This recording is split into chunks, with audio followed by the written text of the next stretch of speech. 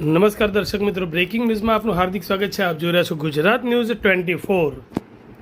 સ્થાનિક સ્વરાજની ચૂંટણીઓમાં સત્તામાં થયો મોટો ફેરફાર. ડભોઈ ખાતે સત્તામાં થયો ફેરફાર. ડભોઈ નગરપાલિકામાં સત્તા પલટો થયો. ભાજપના ગઢમાં કોંગ્રેસના પંજાનું આક્રમણ. 21 બેઠકો સાથે સ્પષ્ટ બહુમતી. ડભોઈ નગરપાલિકાની 36 બેઠકો માટે યોજાયેલી ચૂંટણીના પરિણામો આજે જાહેર થતાં સ્થાનિક રાજકારણમાં મોટો ઉલટફેર જોવા મળ્યો છે. છેલ્લા લાંબા સમયથી ભાજપ હસ્તક રહેલી ડભોઈ નગરપાલિકામાં જનતાએ પરિવર્તનનો પવન ફૂંક્યો છે અને કોંગ્રેસને સ્પષ્ટ જનાદેશ આપ્યો છે. કોંગ્રેસની ભવ્ય જીત. કુલ 36 બેઠકોમાંની પરિણામોથી પક્ષમાં અલગ અલગ વોર્ડમાં ભાજપના 21 સદસ્યો વિજયી રહ્યા હતા. જો વોર્ડ વાઇઝ સ્થિતિ જોવા જોઈએ તો વોર્ડ નંબર 1માં ભારતીય જનતા પાર્ટીના કપિલ હિતેન્દ્રકુમાર પટેલ, કમલકુમાર રાકેશભાઈ બારોટ, રાજુભાઈ જીવણભાઈ ઠાકોર, વાસુબેન વિશાલકુમાર પટેલ. જ્યારે વોર્ડ નંબર 2માં ભાજપના આરિફ નવાઝ અને મોહમ્મદ મકરાણી વકીલ તથા કોંગ્રેસના કમલેશભાઈ વિષ્ણુભાઈ પાટણવાડિયા, જેતુનબેન ઇસ્માઇલભાઈ મંસૂરી, પુષ્પાબેન સતીશભાઈ રાવલ. વોર્ડ નંબર 3માં કોંગ્રેસના અજયભાઈ નરસિંહભાઈ રાઠવા, ઉર્મિલભાઈ, કુલદીપભાઈ શર્મા, મંજૂર હુસેન, મકબૂલ હુસેન સલાટ તથા ભાજપના જાગૃતિબેન કમોદભાઈ સોલંકી. વોર્ડ નંબર 4માં કોંગ્રેસના નસલીમ બાનુ, મોહમ્મદ રિયાઝ મંસૂરી, નૂર મોહમ્મદભાઈ મહુડાવાળા, સમીરા બાનુ, અબ્દુલ રહીમ અંસારી.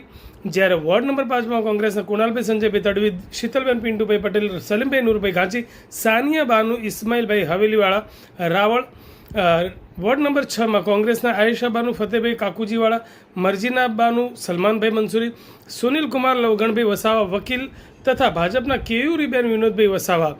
વોર્ડ નંબર 7માં ભાજપના તેજલબેન દક્ષેશકુમાર, સોની દિનેશકુમાર, નવીનચંદ્ર દરજી, વિશાલભાઈ વ્રજેશભાઈ શાહ, સીતાબેન ભરતભાઈ વસાવા.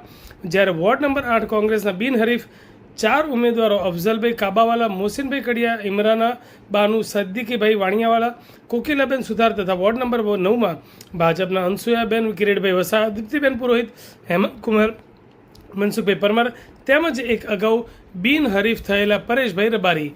કોંગ્રેસમાં કુલ 21 સ્પષ્ટ બહુમતી મળી હતી. ભાજપ વિપક્ષ તરીકે બેસીને હાર જીતના મુખ્ય આંકડા અને દિગ્ગજોનો પરાજય. ચૂંટણીના પરિણામ સૌથી મોટો અપસેટ વોર્ડ નંબર 2માં જોવા મળ્યો હતો. ગત સત્તા પક્ષના પ્રમુખ રહેલ બિરેન શાહની હાર થવા પામી છે. નગરપાલિકાના માજી પ્રમુખ અને ભાજપના કદ્દાવર નેતા બિરેન શાહને વોર્ડ નંબર 2માં પરાજયનો સામનો કરવો પડ્યો છે. બીજી તરફ કોંગ્રેસના દિગ્ગજ નેતા સુભાષ ભોજવાણી પોતાના વોર્ડ નંબર 2માંથી હારી ગયા હતા. કભી ખુશી કભી ગમ જેવો માહોલ અહીંયા વહેલી સવારથી જ કોલેજ ગ્રાઉન્ડ ખાતે મતગણતરી શરૂ થતાં કાર્યકરોમાં ભારે ઉત્તેજના જોવા મળી હતી.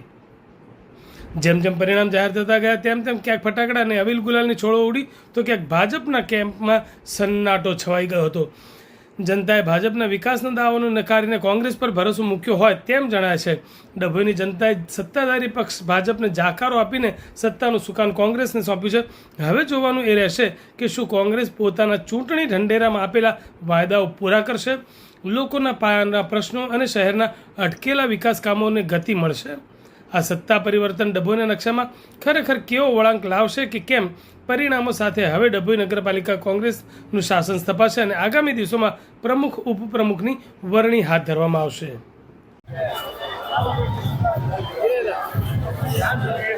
ડભોઈ નગરપાલિકામાં ભારતીય જનતા પક્ષને 36માંથી 15 બેઠકો મળી છે, કોંગ્રેસને 21 મળી છે. 70% જેટલી વસ્તી લઘુમતી સમાજની ડભોઈ નગરમાં છે. ભારતીય જનતા પક્ષે લઘુમતી સમાજ પર વિશ્વાસ રાખીને 8 જેટલી બેઠકો આપી હતી, પણ લઘુમતી સમાજમાંથી અમારા એક જ ઉમેદવાર જીત મેળવી શક્યા છે. જ્યારે લઘુમતી સમાજનો જોગ કોંગ્રેસ તરફ રહ્યો છે એવું સ્પષ્ટ દેખાઈ રહ્યું છે. જ્યારે ડભોઈ તાલુકામાં તાલુકા પંચાયતની 20 બેઠકો છે, એમાંથી 17 બેઠક પર ભારતીય જનતા પક્ષનો વિજય થયો છે. ફક્ત 3 બેઠક પર કોંગ્રેસ પક્ષનો વિજય થયો છે અને જિલ્લા પંચાયતની 4 બેઠકો ભારતીય જનતા પક્ષનો વિજય થયો છે. ત્યારે ડભોઈ તાલુકાના તમામ મતદારોનો દિલથી આભાર. ડભોઈ નગરમાં પણ જે લોકોએ ભારતીય જનતા પક્ષ પર વિશ્વાસ મૂક્યો છે એ તમામ મતદારોને ખાતરી આપીએ છે કે ભારતીય જનતા પક્ષ પર જે આપે ભરોસો રાખ્યો છે એ ભરોસાને અનુરૂપ ભારતીય જનતા પક્ષ કામગીરી કરશે.